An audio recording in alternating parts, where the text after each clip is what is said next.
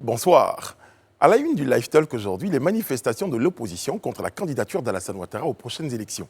Une des figures de ce mouvement de contestation, Pulchérik Balé, militante de la société civile et présidente de Alternative Citoyenne, a été placée sous mandat de dépôt depuis le 12 août dernier. Nous en parlerons.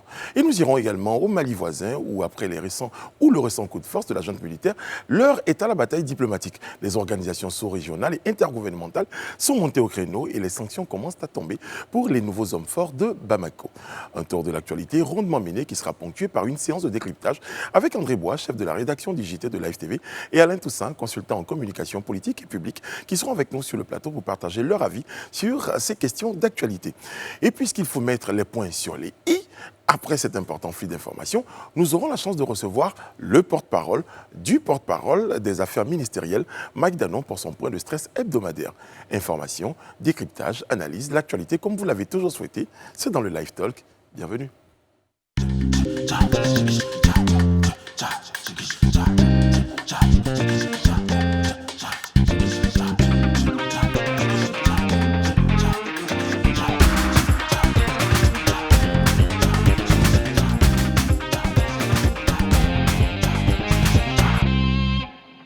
Et notre plateau est auréolé comme tous les soirs de présence des meilleurs animateurs, journalistes pour passer au peigne fin les différents mouvements de l'actualité. Et tous les jeudis, grand décryptage en compagnie, on l'a dit, de messieurs André Bois et Alain Toussaint. Bonsoir messieurs. Bonsoir Brice. Bonsoir, Brice. Merci d'être avec nous. Et puis des membres de notre team habituel, Edith Brou-Bleu en saumon et Israël Guébo. Bonsoir tous les deux. Bonsoir Brice, bonsoir tout le monde. Ça se passe bien? Ça va. Très bien. D'accord. Bon, sans plus tarder, nous allons tout de suite démarrer avec les nouvelles d'ici et d'ailleurs. C'est dans le Live Actu. Notre premier point concerne la télévision et là, il est question d'extinction progressive du signal analogique. Avec vous, Edith Brou, on en parle. Déjà, qu'est-ce qu'il faut comprendre par signal analogique? Signal analogique, mais surtout signal analogique terrestre, parce que c'est lié à la réception des chaînes hertziennes.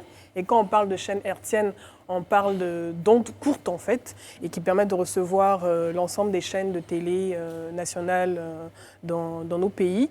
Et pour préciser en fait, pour donner une certaine image en fait de ce que ça représente, prenez les téléviseurs que vous avez à la maison, en tout cas les téléviseurs d'une ancienne génération, et qui avaient un tuner qui permettent de chercher les chaînes. J'essaie d'être assez terre à terre pour qu'on puisse comprendre, et qui permettaient de recevoir soit en VHF, soit en UHF, les différentes chaînes de télé hertziennes. Donc on n'aura plus ça, parce qu'on va passer à une certaine extinction progressive de ces ondes courtes qui permettent de recevoir les chaînes analogiques. Et il faudra se préparer d'ici le 31 mars 2021 à une extinction définitive de ces chaînes. Bon, si on parle de changement, c'est qu'il y a certainement des avantages. Absolument, il y a des avantages parce qu'avec la TNT, l'image est en haute définition, elle est beaucoup plus claire.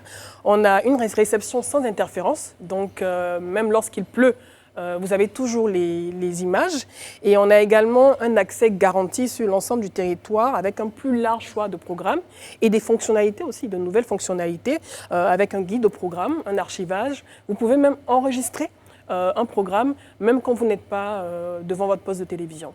Alors, moi, ma voisine qui savait que je venais à cette émission, qu'on devait en parler, a demandé de façon très concrète, elle a fait quoi de son ancienne télé? Est-ce qu'elle est obligée de changer de télé, changer de décodeur, changer d'antenne? Qu'est-ce qu'elle fait en fait?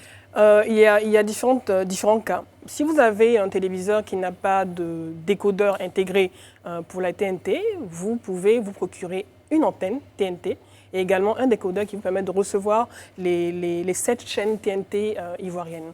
Ou sinon, si vous avez un téléviseur qui intègre un décodeur TNT, il vous suffit juste d'acheter une antenne TNT pour recevoir ces chaînes. Et je tiens à préciser également qu'au regard de cette extinction qui est programmée, donc la fin du signal analogique, l'État, dans son adoption d'un schéma national d'arrêt de diffusion analogique, a prévu de garantir, en tout cas aux consommateurs ivoiriens, l'accès gratuit aux chaînes hertziennes de la télévision, de la TNT ivoirienne. Donc ça veut dire que les opérateurs de bouquets satellites auront obligation de fournir, de maintenir la réception de ces chaînes gratuitement sur l'ensemble du territoire, même quand les abonnés ne se sont pas acquittés de leurs droits d'abonnement. Ils pourront toujours recevoir ces chaînes de façon permanente jusqu'à ce qu'on arrive à l'extinction définitive du signal analogique. Donc c'est important de le préciser, mais également il faut noter que peut-être il y aura peut-être un manque à gagner aussi pour ces opérateurs de bouquets satellites. Et pourquoi? Comment ça va se passer? Parce que bon, vous n'aurez plus besoin en tout cas de payer un abonnement si vous êtes uniquement abonné à ces chaînes hertziennes sur leur bouquet, par exemple. Ouais. Alors moi, Brice, si je peux me permettre, sur la question de la TNT, j'ai vu la différence lorsque j'ai acheté mon bouquet pour TNT pour regarder Live TV. J'ai bien vu la différence, qualité de son, qualité d'image, et je trouve dommage que la plupart des citoyens ne soient pas informés du fait que la TNT est disponible pour eux et finalement les chaînes sont gratuites. Moi, je pense qu'il faut davantage de la qualité de la campagne de sensibilisation, parce que la TNT est disponible à Abidjan depuis février 2019 avec une couverture d'environ 25% de la population au niveau national, mais il était prévu qu'on arrive à une couverture à 100% le 17 juin 2020. Donc on a encore 60% environ. Voilà. Donc on a 40% à rattraper. Donc je pense que l'État devrait intensifier la communication pour que surtout l'intérieur du pays puisse pouvoir s'équiper rapidement en équipement TNT, que ce soit télé ou antenne. Alain Toussaint, réaction sur cette question? Bon, que dire? Non, juste que vous savez, la télé, c'est un service universel. Il y a une forme quand même d'obligation de la part de l'État de permettre justement à la population d'accéder à l'information. Donc, il se met progressivement en place, mais c'est un service universel, mais qui est adossé aussi à de la technologie.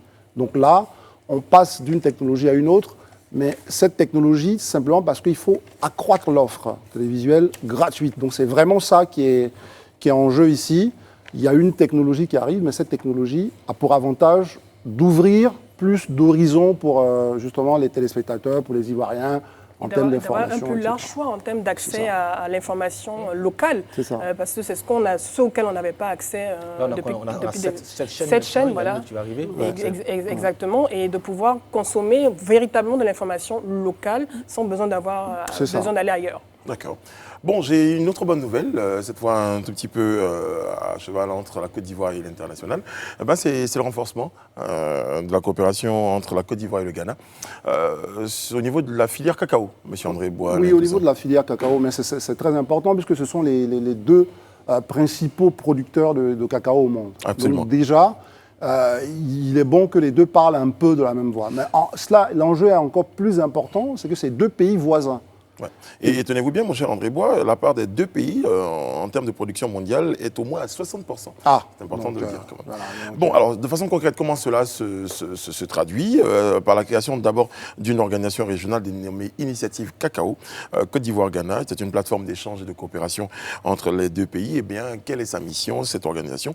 Coordonner les institutions et les politiques cacaoyères des deux pays au fin de pouvoir promouvoir, favoriser et défendre leurs intérêts collectifs. On parle également des actions à mener, donc c'est une annonce simultanée du prix du producteur, de la mise en place d'un comité mixte. En tout cas, tout est mis en œuvre aujourd'hui pour que les conditions soient meilleures, pour que les acteurs et les bénéficiaires de cette filière-là puissent parler d'une même voix, déjà s'entendre, se retrouver et mieux défendre leurs intérêts. Attends.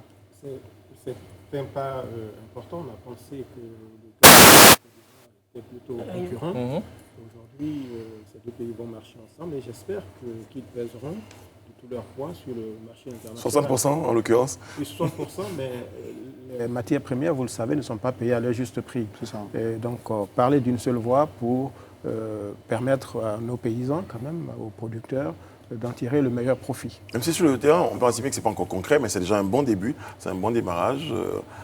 Oui, mais Alain Toussaint le dit, il faut qu'il parle d'une même voix, mais il y a deux enjeux quand même. Il vient de parler d'un des enjeux, c'est sur le marché international, mais c'est même dans notre région, parce que vous savez que les vrais problèmes qu'on a ici, c'est que quand la Côte d'Ivoire fixe son prix et qu'il est intéressant, ceux qui sont au Ghana auront tendance à vouloir récupérer des sacs de cacao, venir les vendre en Côte d'Ivoire et vice-versa. Donc déjà même, pour le bon voisinage entre ces deux pays, ça posait problème. Donc c'est vraiment une très très bonne décision. C'est une coopérative économique, on en parle depuis avec la CEDEAO, lui et moi. Bon, là, pour le cas, c'est la CEDEAO. Donc c'est déjà très très bien qu'au-delà même de l'enjeu d'influencer, comme il a dit, le marché international, c'est que nous-mêmes, à notre niveau ici, il faut que nos paysans aient le sentiment que voilà, c'est ces deux pays qui ont une politique commune de prix, de fixation de prix, de lutte contre les maladies. Vous savez qu'il y avait un problème où la maladie du cacao quittait au Ghana pour venir en Côte d'Ivoire. À un moment, c'était une lutte vraiment farouche entre ces deux pays. Donc c'est une très très belle avancée. C'est une très belle avancée, une politique d'harmonisation aussi des prix.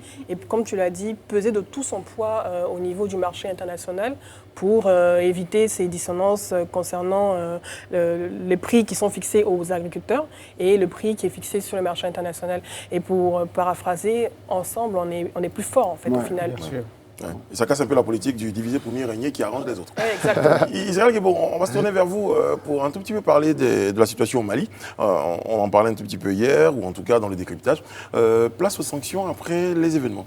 Oui, pour être très factuel, hein, aujourd'hui, il y a eu un communiqué, il y a une réunion aujourd'hui, un sommet extraordinaire, la conférence des chefs d'État de la CEDEAO, qui s'est tenue aujourd'hui, et sur la situation au Mali, qui reprend un peu les différentes décisions, sanctions qui avaient été annoncées il y a quelques jours par la CEDEAO, que je vais résumer en 3 points principaux. Le premier point, c'est que la CEDEAO condamne, réaffirme donc sa condamnation de ce coup de force militaire, de ce renversement militaire. Je marque une petite pause pour dire que ça fait sourire Alain Toussaint et André Bois. Non, mais en fait, c'est Alain Toussaint qui me fait sourire. D'accord. Donc c'est contagieux. Poursuivez. Ils vont nous dire pourquoi tout à l'heure. Ensuite, elle dénie, et je mets entre guillemets, puisque c'est dit catégoriquement, à ces militaires toute forme de légitimité. Donc elle ne reconnaît pas la légitimité à ces militaires et elle exige le rétablissement immédiat, en guillemets toujours, de l'ordre constitutionnel. Première chose. Deuxième chose, elle demande aux putschistes d'arrêter de faire pression sur le président Ibrahim Boubacar Keïta et elle exige, ça me fait sourire, le rétablissement immédiat de celui-ci dans ses fonctions de président de la République. Ça vient un peu après coup, cet commentaire, je l'avoue. Troisièmement, elle réaffirme toutes les sanctions qui avaient été annoncées, notamment la fermeture des frontières aériennes et terrestres, et les sanctions, ainsi que l'arrêt des transactions économiques, commerciales et financières entre les pays de la CEDEAO et le Mali, mais avec une nuance, à l'exception des denrées de première nécessité, de l'électricité et du carburant. Donc, s'il y avait des pays comme la Côte d'Ivoire qui distribuaient du carburant ou de l'électricité, ils peuvent continuer à le faire. Cette décision appelle de ma part 2 commentaires. Le premier à l'endroit de la CEDEAO et le deuxième à l'endroit de certains pays. Le premier, je trouve que cette décision de la CEDEAO est un peu disproportionnée et précipitée. À 2 jours de ce coup de force. De mon point de vue, cette sanction devait être appliquée à ceux qui ont fait le coup d'État, mais elle ne devait pas avoir d'incidence sur les populations. Parce que quand on met des sanctions, quand on empêche des transactions financières entre certains pays et le Mali, ça veut dire qu'on empêche beaucoup de populations d'envoyer de l'argent vers leurs familles. Et ça m'amène donc à dire, et je salue la décision, le tweet du président sénégalais Macky Sall, qui a demandé qu'il y ait un assouplissement de ces mesures-là. Parce qu'on a bien vu que des pays comme la Côte d'Ivoire ont très rapidement pris des sanctions en application donc de ces textes de la CEDEAO-là. De mon point de vue, je trouve que c'était un peu précipité parce qu'en Côte d'Ivoire, c'est quand même 3 millions de Maliens qui seront désormais privés de transactions économiques. Est-ce que ce qui faisait sourire Alain Toussaint et André Bois, ce n'était pas que cette déclaration-là n'était qu'une déclaration à la base pour la forme, dans les principes de la CEDEAO, celle de condamner tout changement de régime antidémocratique? Oui, condamnation de principe, surtout quand on n'a pas fait grand-chose pour éviter ce qui est arrivé l'autre fois. C'est vrai que la CEDEAO a mené des médiations, mais j'estime que ce club de chefs d'État ne fait pas assez pour permettre aux populations maliennes de connaître la fin de ce calvaire-là. Donc ce que Israël a dit est très pertinent. Pourquoi sanctionner le Mali là où on aurait besoin davantage de solidarité? Vous savez que dans certains cas, il y a eu des sanctions qui étaient ciblées donc, à l'endroit ou à l'encontre des responsables de la junte. Oui, mais ça ne marchera pas. Voilà. Laissez ça. C'est pas... Parce que comment cibler des responsables de la junte? Parce que si le mouvement qui a fait chuter le président Ibeka n'était pas populaire au sein de l'armée, on le saurait 24 heures après. On aurait entendu de nouveaux troubles au Mali, au sein de la population, mais on voit quand même que et la population et la frange de soldats, peut-être fidèles à l'ex-président, sont quand même restés relativement calmes. Je pense que la diplomatie ouest-africaine peut être un peu plus créative, faire preuve d'imagination et surtout d'humanité. Le Mali souffre. Il faut aider le Mali. Il souffre et là, voilà. Donc, ces sanctions-là vont voilà, c'est un embargo qui est injuste et inhumain. Moi, je le dis sans a priori politique, j'estime que de temps à autre, il faut laisser un peu de place à l'humain quand on fait de la politique.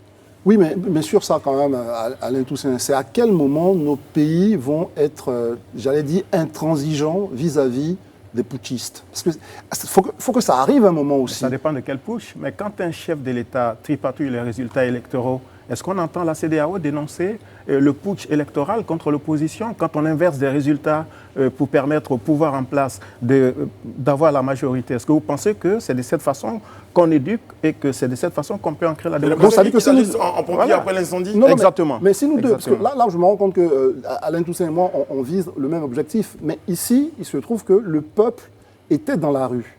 Le peuple, je ne vais pas dire avait son agenda, mais en tout cas, le peuple, et quelque part, c'est comme si on avait volé la victoire du peuple. Moi, je pense qu'un pouvoir, quand il est impopulaire et qu'il cède face à la pression populaire, ça va arriver, enfin, je n'avais pas dit tôt ou tard, mais ça va arriver, mais que des militaires viennent nous rejouer de coups de non, nous, on vient à l'appel du peuple, je pense que ce n'est jamais bon pour nos pays.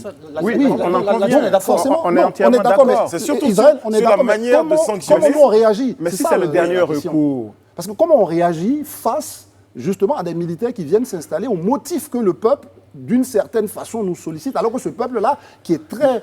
Il a décidé de prendre sa décision. Sanctionner les populations n'est pas la solution. Ça, moi, je suis d'accord. Les troubles ont duré de mars au 18 août, voilà, jusqu'à, ça dit 4 mois durant. Et la CEDEAO et l'Union africaine avaient, disons, la possibilité enfin en tout cas de réajuster les choses. Rien n'a été fait. La population est d'abord descendue dans la rue, voilà, dans les rues, pour manifester contre la violation des droits démocratiques, etc. Il y a eu des morts d'hommes.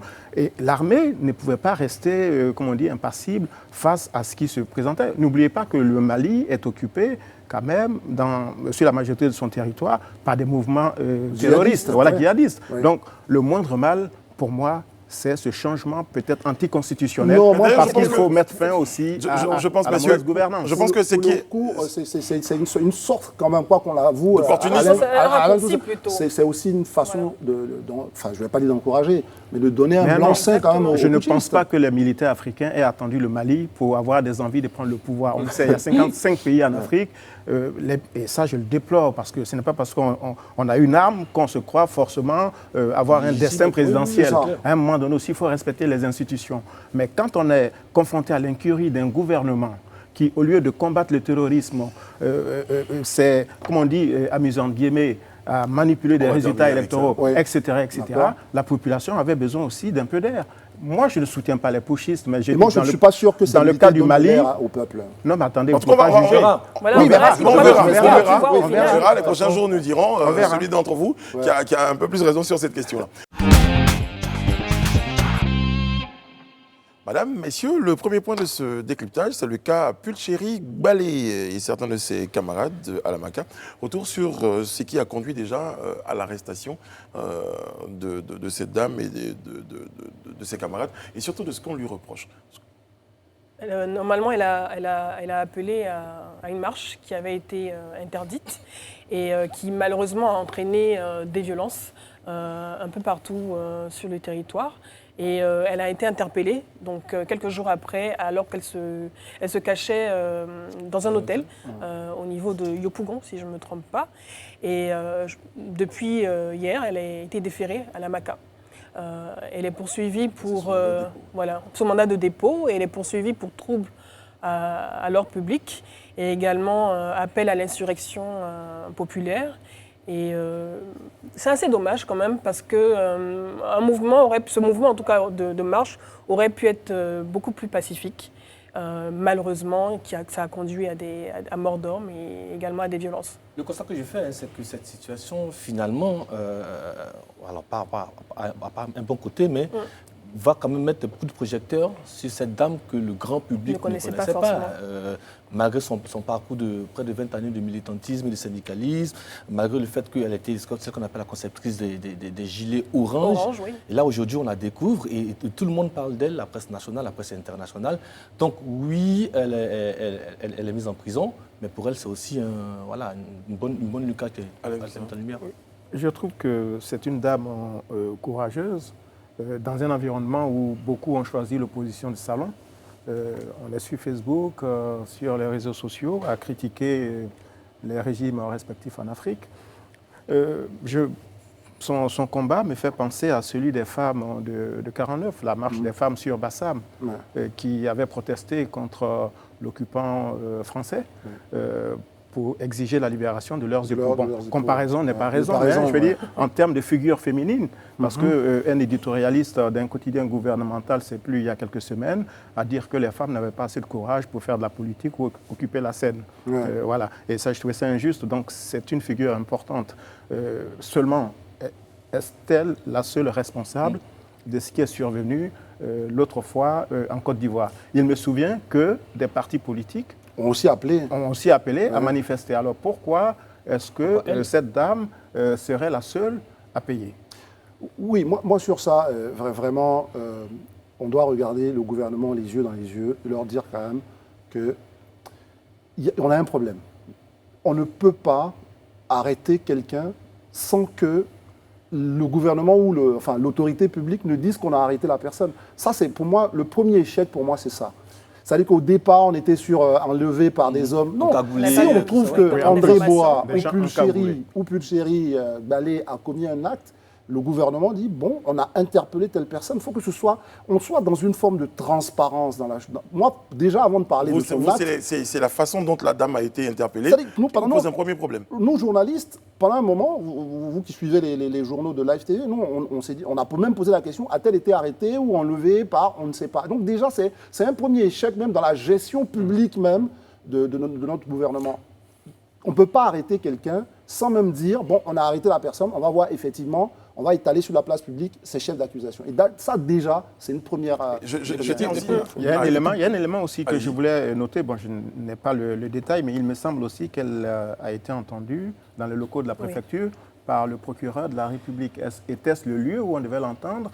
Ne devait-elle pas être déférée au parquet, etc. Donc, je veux dire, nous sommes quand même un grand pays. Et vous n'avez pas d'informations. Mais ce qu'il faut noter, c'est qu'en plus, bon, il y avait l'appel à manifester. Était-il autorisé ou pas? Sauf que cet appel à manifester a peut-être conduit à des choses au-delà de la marche. Il y a eu des cas. Ce n'était pas la seule organisation qui a appelé à marcher. C'est ce que vous estimez qu'il n'y avait pas qu'elle à sanctionner? Non, oui, maintenant on peut parler de toute façon, là, on l'a redit, on est tous unanimes là-dessus. Ces marches-là ont débordé.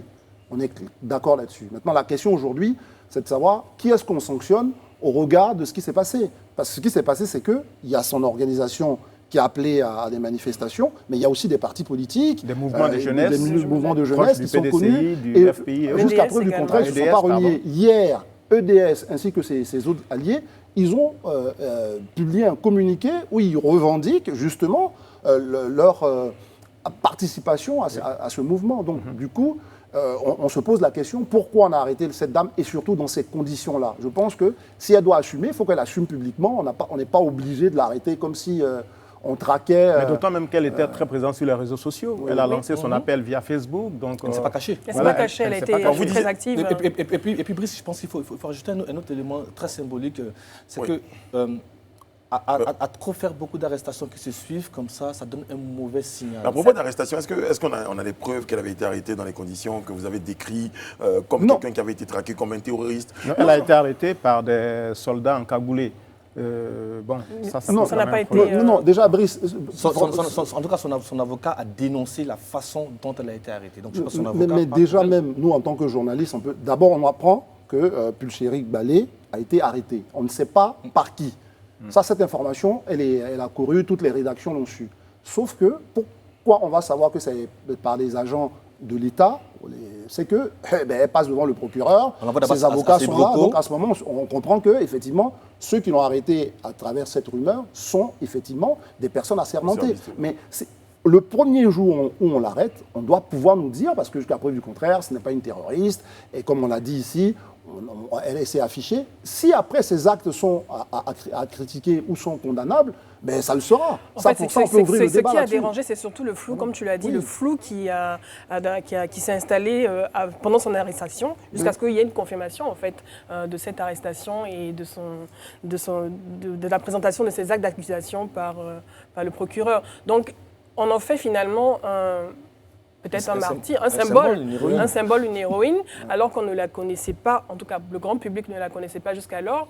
Je ne pense pas que ce soit dans son intention également Non, de devenir absolument héroïne pas. dans cette condition. Absolument pas. Absolument, c'est involontaire au D'une final. certaine façon, quand on dit on en fait une héroïne, moi je pense que c'est totalement mérité même. Parce que c'est même pas à son plein gré, parce qu'effectivement, elle s'est affichée. Et donc aujourd'hui, Oui, c'est ça, elle valait le mérite courage. d'être une héroïne parce que son combat soit mauvais, mais en tous les cas, elle ne s'est pas cachée. Donc ça déjà, c'est quelque chose qu'on peut apprécier parce qu'il faut que nous, on ait des leaders au niveau de la société civile Qui qui s'engagent. assument vraiment ce qu'ils ont à dire. Et ce qu'il faut savoir, c'est que c'est une bonne chose. Pulchérie Après, on peut Ballet la est condamner. aussi l'artisane d'un projet de loi sur la réconciliation. Elle est très active en tout ce qui concerne les séances de formation sur les droits et devoirs du citoyen. C'est une activiste, comme Non, ça on fait le 2 dit. décennies qu'elle Voilà. est dans le syndicalisme. C'est une- voilà, c'est Elle a une lutté syndicaliste. pour plein de causes, notamment le déguerpi de crocodile. De Enfin, il y a crocodile, plein d'histoires. Ce qui comme lui ça a qui valu l'accompagnent. donc, un communiqué de soutien quand même de Amnesty International. Est-ce Et que- Amnesty International ne braque pas par hasard le projecteur sur un pays. C'est parce que c'était une Ouais, situation non, comme moi, ça. Amnesty International, On les a connus en 2010. beaucoup qui nous ont sorti cette Ouais. semaine quand même. Pulchérie Ballet, moi je suis d'accord que voilà, on lui fait un traitement qui me paraît excessif, mais Amnesty International a pu quand même ces derniers jours nous sortir des choses qui, par rapport à la qualité de leur publication, ça laissait un peu à désirer. Ce Je qu'ils ne suis ont pas fait. d'accord avec ça.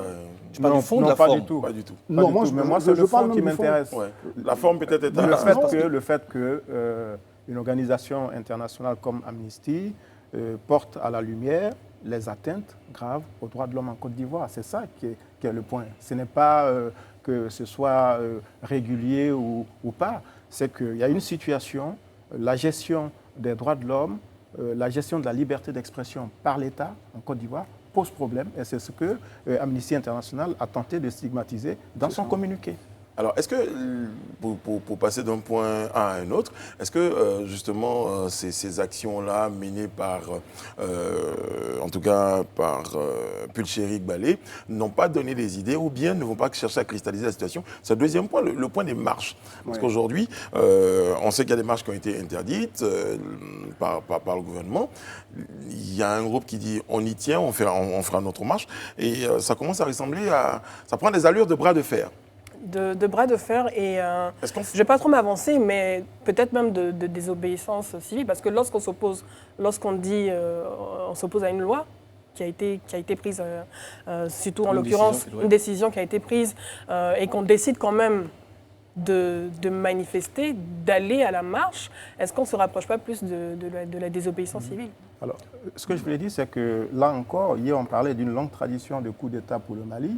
En Côte d'Ivoire, il y a eu une longue tradition d'interdiction des marches. Ouais. Sous le président Bédié, En 95, sous le président Gbagbo et maintenant sous le président Ouattara. c'est Ouattara. C'est-à-dire, à un moment donné, il faut aussi que l'État, de manière générale, comprenne que quand il est indiqué dans la Constitution que le citoyen a sa liberté de manifester, de s'exprimer, que ce n'est pas seulement une vue de l'esprit. Il n'y a pas d'interprétation en la matière. Donc, si des femmes, des hommes, des groupements politiques ou de la société civile envisagent des manifestations, il appartient au démembrement de l'État de prendre les dispositions afin que ces libertés-là puissent s'exprimer. Alain Mais Toussaint, André Bois Alain et Toussaint, Israël Guébo, moi, la question que je Oui. vous pose, vous parlez de cette longue tradition d'interdiction de marche. Elles étaient motivées par quoi, ces interdictions-là, en général? Oui, ça c'est une très très bonne question parce qu'on a aussi une longue tradition de casseurs. Manifestation Oui, et de casse. De et troubles ça à l'ordre c'est une public. réalité. Oui. C'est-à-dire qu'on l'a dit, si on va se répéter, c'est sans doute pédagogique Alain Toussaint, sauf que chaque fois que des opposants veulent manifester, il y a d'abord une première idée, c'est de casser. Non, ça c'est Donc, un non, procès mais- d'intention. Non, mais on peut parfois- faire le procès d'intention aussi. Il y a sur- parfois sur des ce que vous avez infiltrés. dit, Il y a Alain des Toussaint. infiltrés, comme cela arrive partout dans le monde. Je ne pense pas que ceux qui quittent leur domicile pour aller manifester pour dire non à tel président ou à tel député ou à tel autre projet ou proposition de loi et quittent leur domicile pour aller casser. Mais en l'occurrence, si. comment l'opposition arrive à justifier ou à présenter des preuves que ces manifestations sont infiltrées par des casseurs Alors, volontaires. Hier, par exemple, vous avez montré, ou je pense, dans le talk, des vidéos d'individus armés qui étaient transportés dans des minicars. C'est ça. Est-ce que c'était des opposants? Est-ce que ce ne sont pas des personnes qui ont été armées pour aller attaquer des marcheurs? Oui, Donc, ça. voilà, je veux dire, à un moment donné, moi, je pense qu'il faut arrêter de vivre avec cette mentalité de citadelle assiégée.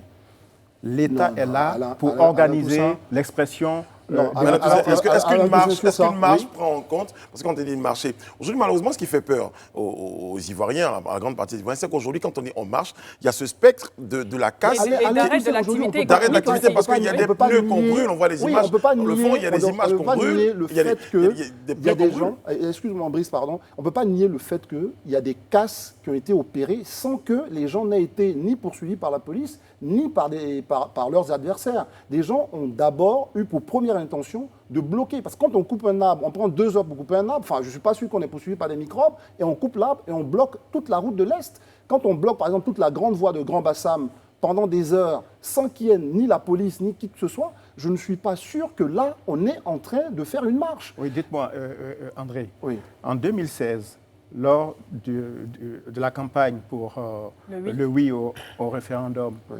des opposants ont bien été arrêtés. Oui. Est-ce que Mamadou Koulibaly était un casseur? Est-ce que Daniel Boni-Claverie était en train de casser? Est-ce que Feu Sangaré était en train de casser? Ou bien sous le président Houphouët Babo, le 18 février 1992, et un peu plus tard encore, sous le président Bédié, il y a des marcheurs qui ont été arrêtés. Donc je veux dire, en fait, je ne suis pas là pour défendre des marcheurs, casseurs ou non casseurs. Je dis simplement que quand il y a une constitution qui encadre l'expression démocratique, il appartient à l'État de prendre ses dispositions. Mais ce sont les mêmes dispositions que l'État prend pour encadrer ces marches. La On dit paix aujourd'hui, rester dans des endroits clos. La paix en dépend. Il faut qu'il y ait un dialogue entre les organisateurs et les autorités. Mais là, on est On va d'accord. organiser ces marches-là. On est d'accord là-dessus.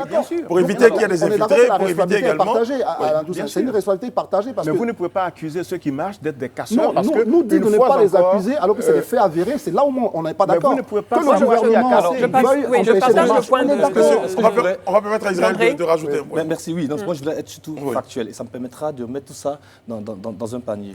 Il y a 2 matchs qui sont annoncés.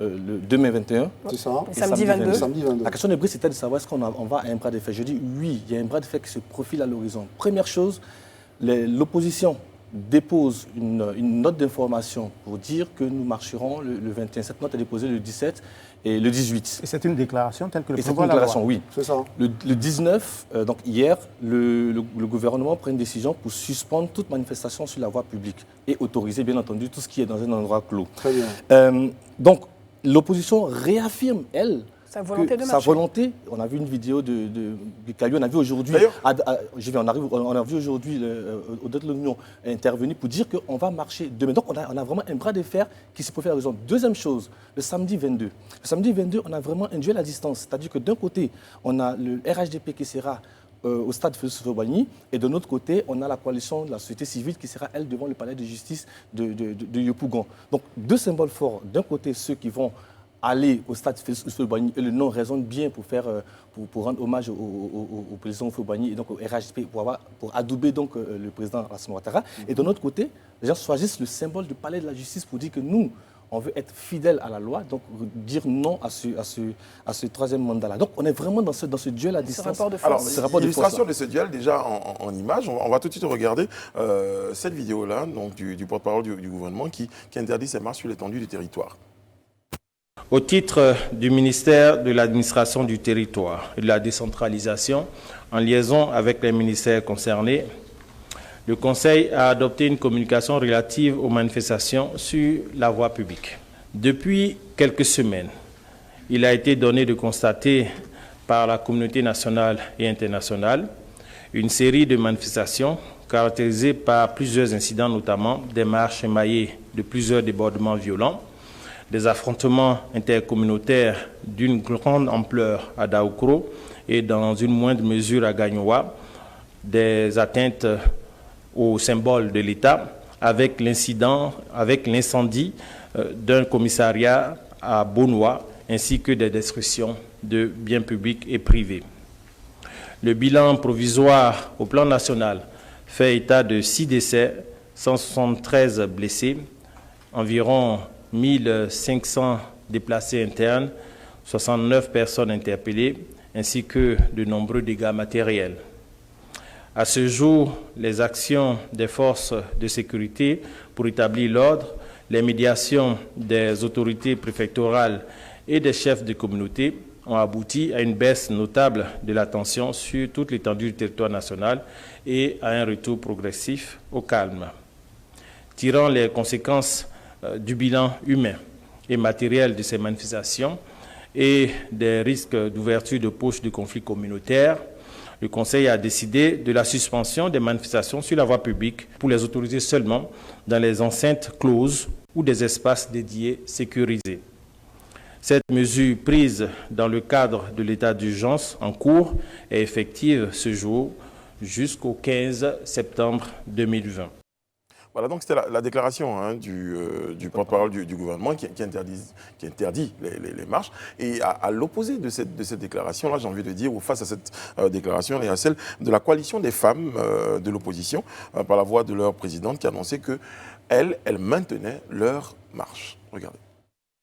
Conformément aux dispositions de l'article 20 de la Constitution qui stipule que les libertés d'association, de réunion et de manifestation pacifique sont garanties par la loi. Nous, femmes des plateformes EDS, CDRP, des partis politiques, URD et leaders, réaffirmons notre détermination à œuvrer pour le respect de nos droits, notre dignité, notre souveraineté et le respect de la démocratie et appelons le peuple à la solidarité et au sursaut national. Cette manifestation se déroulera le vendredi 21 août 2020 à Cocody sur le boulevard Latry et aura pour lieu de rassemblement au carrefour de la Sodémie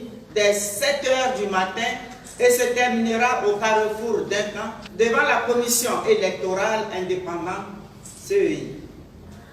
Convaincu de la détermination et de la volonté du peuple de disposer de lui-même dans le respect et la constitution de la Troisième République de Côte d'Ivoire, les femmes invitent les forces de police et de gendarmerie à les encadrer et les protéger tout au long de cette marche pacifique et invite les populations à s'abstenir de tous actes de violence et de destruction. Alors, je tiens à signaler que chronologiquement, cette déclaration arrive après celle de l'interdiction des marches par le gouvernement. Chronologiquement, la décision du gouvernement arrive après que l'opposition ait déposé son avis de manifestation. Donc, on récapitule. Dépôt de l'avis de manifestation, interdiction des manifestations et réaffirmation de l'engagement des femmes à tenir leur marche. Mais du coup, ça, pour moi, c'est très grave, quand même, la déclaration d'être l'Union. Pourquoi? Il se trouve que Alain Toussaint nous a bien précisé que les marches sont infiltrées. Le pouvoir régalien de l'État, c'est aussi de protéger ceux qui se sentent infiltrés. Parce qu'elles le disent dans leur communiqué, elles invitent la police et la gendarmerie. Non, on est d'accord. Donc si le pouvoir régalien dit, nous, admettons qu'on est incapable de contrôler tous les infiltrés et que désormais vous devez faire vos manifestations dans les lieux clos, je ne sais pas pourquoi on devrait défier cette mesure. Je ne sais pas si on se comprend. Voilà, c'est que la manifestation, elle a lieu, mais faisons-la au stade Félix Houphouët-Boigny, au stade de Yopougon, pour qu'il y ait un meilleur contrôle. Parce que à la vérité, c'est qu'il y a eu des casses sur la voie publique qui n'ont pas pu être maîtrisées. En dehors d'un lieu clos, pourquoi ne pas avoir juste un sit-in, c'est-à-dire une occupation d'un espace sans bouger, sans aller d'un point A à un point B, tout en sachant qu'on peut contrôler les manifestants qui sont sur place, qui ne bougeront pas. On a eu le mouvement Occupy Wall Street, on a eu ce mouvement également dans d'autres pays en Europe où, pendant une semaine, ces populations ou ces manifestants n'ont pas bougé de leur place. De toute façon, André, je pense que... Dernier tour de table, messieurs, madame. Une manifestation, que ce soit dans un endroit clos, qu'elle soit une marche, si elle veut être infiltrée, elle sera infiltrée. Il appartient aux forces de l'ordre d'encadrer les manifestations. Et je vois très bien la difficulté qu'elles auront parce qu'elles sont obligées de s'en tenir à la décision d'interdiction, mais elles ont aussi l'obligation de protéger les personnes qui sont dans la rue. Et j'ai une interrogation que je me pose. Il y a une défiance, donc il y a désobéissance de la décision du gouvernement. Qu'est-ce qui va se passer ce vendredi, sachant que ces femmes seront dans la rue, seront en train de marcher? Est-ce qu'elles seront matées? Moi, je pense qu'on a encore la nuit pour peut-être trouver un point d'accord. Nous, ici, sur ce plateau, on a toujours prôné le dialogue. C'est ça. Je pense que le gouvernement qui a plus à donner peut, comme on dit, établir le contact et puis discuter. Puisqu'elles ont exprimé la volonté de marcher, une fois encore, c'est un droit constitutionnel. Voilà. Parce que je me souviens que le 6 août, le jour du discours du président, des personnes ont marché à Bobo sans autorisation. D'autres étaient dans un lieu clos ou dans un espace. Donc, je veux dire, il faut trouver toujours la bonne formule pour préserver la paix. C'est cela l'essentiel. Elles veulent marcher, alors qu'elles marchent et que l'État prenne ses dispositions. Mais est-ce qu'après, ça ne va pas donner, ça n'ouvre pas une porte, on va s'arrêter sur cette question. Mais la porte a toujours été ouverte. Oui. Depuis 30 ans en Côte d'Ivoire, chaque interdiction a toujours été suivie par la violation de l'interdiction par les partis d'opposition, que ce soit le RDR, le PDCI, faut-il pas que cela s'arrête un jour? Faut-il pas autoriser? Non, cela s'arrêtera. Non, Cela s'arrêtera quand les gouvernements successifs comprendront qu'il est inscrit dans la Constitution qu'il faut, que le citoyen a le droit à la liberté. s'exprimer. Moi, je pense que j'avais dit, mais c'est un dernier tour de table. C'est un dernier tour de table. Moi, vraiment, c'est surtout, c'est vrai, c'est les gouvernements, on est d'accord là-dessus, peu importe leur couleur. Mais aujourd'hui, il est vrai, Alain Toussaint, reconnaissons que, est-ce que ça on peut le reconnaître, que quand on dit 7 h du matin, les pneus commencent déjà à être brûlés.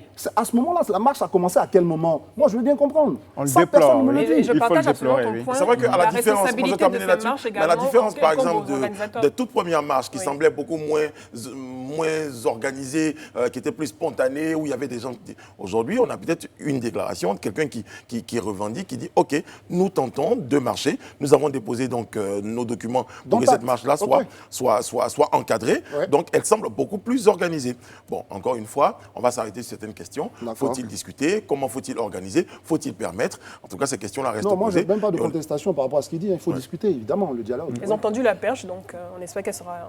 OK. Prochain point, messieurs, c'est le point concernant donc, les décrets. Il y en a pour l'élection présidentielle à venir. Il y en a 9 qui ont été pris. On les aborde avec vous. Oui, écoutez, je pense que le gouvernement a décidé d'aller... aux élections au forceps, à pas cadencer, on y va. Et donc, le 31 octobre, le peuple sera invité à se choisir un président de la République.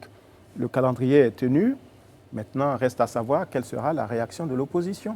Il faut bien voir le symbole de ce décret, c'est de dire, quoi qu'il arrive, il y aura des élections le 31 octobre 2020. Il y a eu beaucoup de questions qu'on s'est posées ici, même sur ce plateau. Parce qu'on a dit que c'était une date constitutionnelle. Le 31, c'est une date constitutionnelle. C'est une date constitutionnelle qui est maintenant actée par une décision du gouvernement pour dire on y va cette fois-ci. Donc il n'y a pas de débat dessus.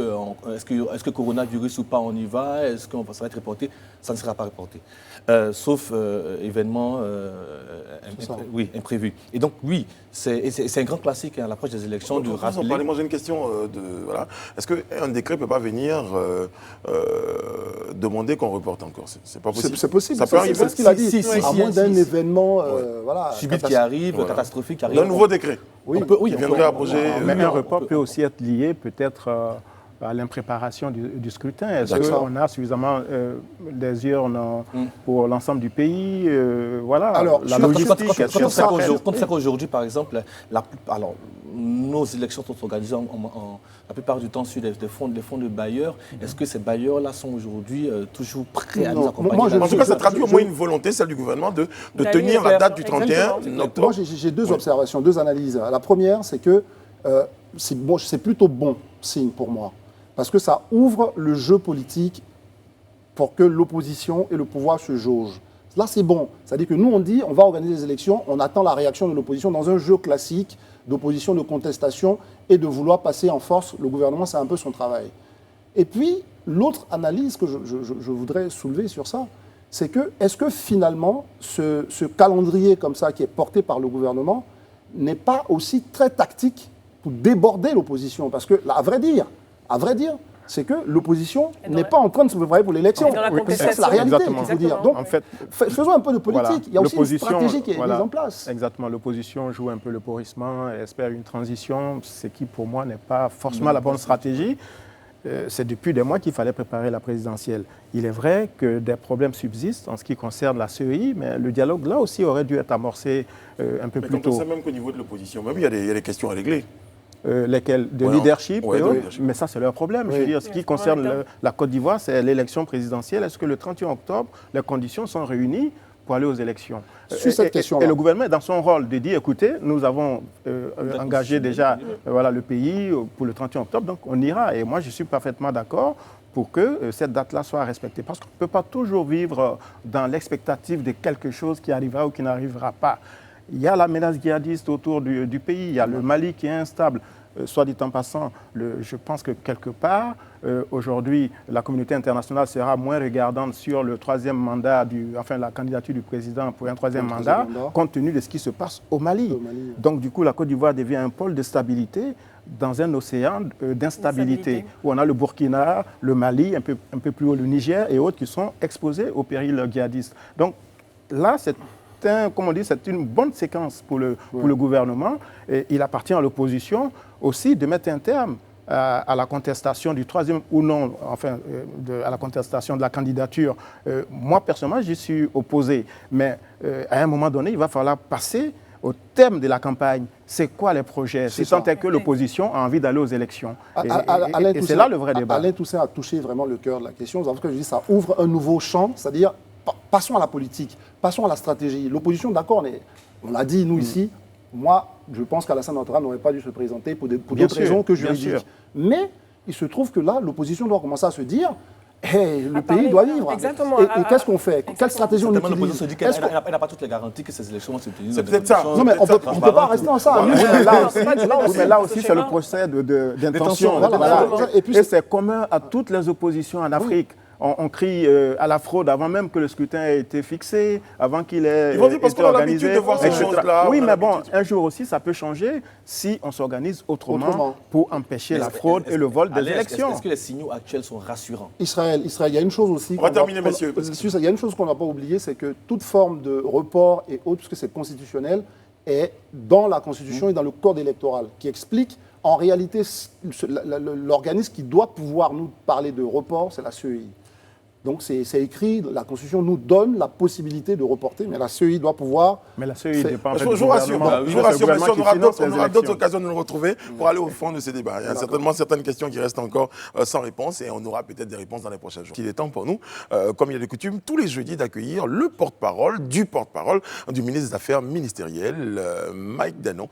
Son dernier passage sur notre plateau est rentré dans les annales et il nous a laissé une vidéo devenue virale sur les réseaux sociaux.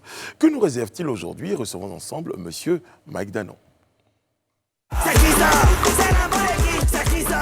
C'est l'enfant de qui ça? C'est la bonne équipe, c'est qui ça? Oh, je dis c'est qui ça? C'est la bonne équipe, c'est qui ça? C'est le bébé de qui ça? C'est la bonne équipe, c'est qui ça? Il garde le poids, c'est qui ça?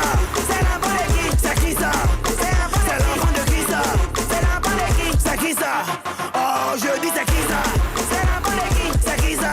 C'est le bébé de qui ça? C'est la bonne équipe, c'est qui ça? Il garde le poids, c'est qui ça? C'est la bonne équipe, c'est qui ça? C'est l'enfant de qui ça? C'est la bonne équipe, c'est qui ça? Oh, je dis c'est qui ça? C'est la bonne équipe, c'est qui ça? Monsieur le porte-parole, bonsoir déjà. Yeah, c'est comment? Ça va, non? Oui, déjà, bonsoir, monsieur le porte-parole du porte-parole des affaires ministérielles. Ouais, je sais que non, tu es choqué. Non, Oui, mais c'est quoi ce look? Non, t'inquiète pas, j'étais assis, j'étais en train de préparer mon point classique. Non, et puis les petits m'ont dit de faire Avatar sur Internet. Quand ils lançaient Avatar, là, non, c'est ça, c'est sorti, quoi. Voilà. Bon, ben, on va y aller pour votre point de stress, parce que là, ça commence vraiment à devenir... Non, franchement, monsieur le ministre, c'est pas un look. Et la semaine dernière, tu as pris de doses, non? Ben oui, la semaine dernière, vous avez fait des millions de vues, les gens sont très heureux. Et là, je pense que fort de ce succès... Attends. Donc, comme moi, tu as dit que moi, les mettants en rang là, toi, tu ne croyais pas. Hé, petit, c'est à tôter, hein. Atote, c'est le modèle. Le troisième Kayamara Sissé, Sangoku les Vegeta. La puissance du Bassa Keringbe, l'homme qui détient les gants de l'éternité, non? Qui mieux que moi connaît les chevaliers des Zodiac? Quand il a crié Yu-Gi-Oh, quoi, non? C'est explosion cosmique. Et puis, c'est pas Buzz, c'est pas influenceur, voilà, c'est pas Zamou aussi, non? Hein? Moi, là, je suis un impacteur. Un impacteur. Voilà, c'est comme ça. Les petits qui font buzz, là, non? C'est quand tu as fait buzz, Mamadou Touré, lui, va t'appeler pour faire les photos. Ouais, petit ministre de la Jeunesse, il a fini à prendre point. Tu as fait les photos, non? On t'a décalé un petit jeton, tu as fait un petit poulailler. Quand il paye, c'est fini, on dit, hey, tu vas où? Viens ici, tu as fait sport de RHDP, Bassalo, là. Vous, les artistes, là, non, vous n'avez pas vu un mélange de politiciens. Et puis, allez là, même politicien n'a plus de temps. Politicien n'a plus de temps. C'est chaud. Il n'y a pas de client. Vous n'avez pas vu, non? Mamadou Koulibaly, il a pris son téléphone pour appeler les gens. Alors, ici, Mamadou Koulibaly, je vous appelle pour vous remercier de votre parrainage. Et si tu n'as pas fait Daouda le sentimental, tu ne peux pas avoir client. Même, truc, comment ils s'appellent même? Sous le haut patronage des artistes. Ahmed Barayogo. Depuis les derniers premiers ministres, là, tu as entendu, il avait brûlé encore. Travaille que si sa tête là, non. André Panier de crabes de femmes bassamoises. C'est pas petit jobage. C'est quand tu es professeur DPS, tu peux sauter. Mais quand tu es PP, là, calcul de moyenne va te tuer. Imagine, non, il commence à jouer avec copie d'Adjoumani. Et puis à 18h, copie de Kandia Kamara. Et c'est veille de prière en même temps. C'est tous ces gars-là qui viennent pour le masser. Ivoirienne. Habitants de la Côte d'Ivoire, sympathisants de la Côte d'Ivoire, non? Les gars de Dakar, du Cameroun, de Libreville, de la France, non? Et puis de Los Angeles. Il y a eu mon bac. Voilà. Il y a eu mon bac. Non, monsieur le ministre, il fallait pas, c'est pas une bonne idée parce que j'ai eu mon bac. Bac, ça s'écrit pas B-A-C-K. Mon ami, j'ai dit Los Angeles en anglais. Il y a eu mon bac. Voilà, il y a eu mon bac, les gars. Bac, brevet d'aptitude circulaire. C'est-à-dire que quand tu as eu là, c'est là que tu recommences. Tu vois, non? Quand tu as fini le wow, les candidats approchés, tu as dansé, non? On a mis poudre, tu as bu bière, tu as validé les petites 40% de gâtements, non? À cause de toi, si on a mis bâche, parce que c'est toi qui es les bâches alors. Quand tu as fini là, non? C'est là que tu as compris que tu es en haut. Et puis maintenant, après, tu es en bas. Taux de croissance, ça s'en va seulement. Mais taux de chômage, là, ça fait agba, claclo dans casserole. Voilà, c'est quoi? C'est pas, comment on appelle, petit épreuve physique. C'est pas petit ATR. Appui tendu renversé de galères dans ton corps. C'est là maintenant tous les dimanches à l'église que quand il n'y a plus d'espoir, abandonner, repousser. La vie c'est Jack Bauer, la vie c'est Jack Bauer. Après génération sacrifiée, non. Voilà ça maintenant, génération FF. Quand tu es femme, tu finis dans le foyer. Quand tu es garçon, tu finis dans foutaise. Voilà, foutaise, mobilisation perpendiculaire. Même dans marche de nom de troisième candidature de ADO, là, il y a VIP dedans. Pendant que toi, tu marches dans Abidjan, dans Fumé, dans les lacry gaz, à Paris, là. Et ils marchent dans Champagne et puis eau gazeuse. Voilà, c'est quoi c'est. Là-bas, là, c'est pays des droits de l'homme. Ici, là, c'est pays des droits des porcs. C'est haram, non? Mais frontière du Mali est fermée. Bientôt, là, nous sommes en Daba, ça. Et franchement, c'est qu'elle a fait même des... Tu as brûlé le bus. Toi, tu es fâché, tu brûles le bus. C'est quel débordement. Même quand Débordeaux, il est décalé, là. Tout ce qu'il fait là, c'est baby, ya solo, boningo, ya solo. Et payer un million. Tellement c'est un million, non. Jean-Louis bien est parti payer les quais. Colis sans marché. Depuis quand toi, tu marches? Regarde, on dit que tu es le plus gros employeur de la Côte d'Ivoire. Hein. C'est pas la peine de aller marcher. C'est pas quand les vacances. Voilà. Faut pas quand le décravatement de Wenzin va venir te donner Apollo et puis Panari, tu vas venir dire suite à la déflagration de mon état de santé, à la fébrilité de mes investissements et à la chute de mes actions à la bourse des braqueurs, il fait dépôt de bilan. Il n'y a pas de dépôt de bilan ici actuellement. Là, nous tous là, on est ici cahier de crédit de Mauritaniens. Il ne faut pas venir nous mélanger ici. Et puis, il faut dire à ton vieux là, c'est lui qui a commencé à faire des candidatures là, c'est lui. Et en cas de droit dans les yeux, c'est lui. Donc non, il n'a qu'à appeler son petit frère Naruto du 3e manga. Allez chercher votre autre petit frère de Prison Break. Venez ici, vous allez faire votre défilé de mots de la paix, l'amour, la fraternité. Puis nous, on va vous regarder. Cette fois-ci là, c'est pas la peine d'aller prendre nos langues pour aller faire vos bêtises de réconciliation nationale de c'est mon frère, c'est mon frère, c'est mon frère. Puis après, ça va finir dans Allah Djigidoni. Et puis, article 125. On n'est plus dedans. 7,5 millions de votants. Vous avez eu ma force, non? Moi, j'ai levé 2,3 millions. Si j'ai ajouté Edossi Yao dedans, ça fait 2,5 millions. Si vous m'avez énervé, non, il a fermé ce i-là. C'est quoi ça? À côté, c'est le modèle. Si tu as aimé, tu as aimé. Si tu n'as pas aimé aussi, viens me doter. Barcelone. Monsieur le ministre, Chapeau, chapeau. J'aime bien votre coiffure. Merci Vous avez beaucoup. votre badge?